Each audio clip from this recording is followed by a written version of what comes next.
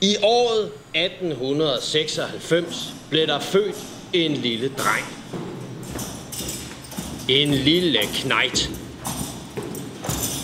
Min søn. Og det lå sandelig i kortene, at han skulle leve sit liv på skyggesiden. Ligesom mig, sin gamle far. Den lille dreng hed Karl. Karl August Lorentzen. Så står vi op. Og hvem skulle have troet, at det navn skulle blive verdenskendt 50 år senere? For verdenskendt, det blev han.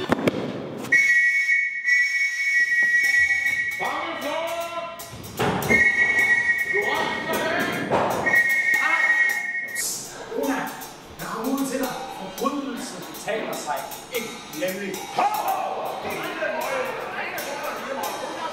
Mine damer og herrer, velkommen i cirkus.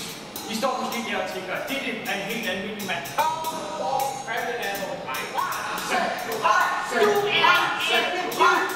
De dømmes hermed til piskeslag.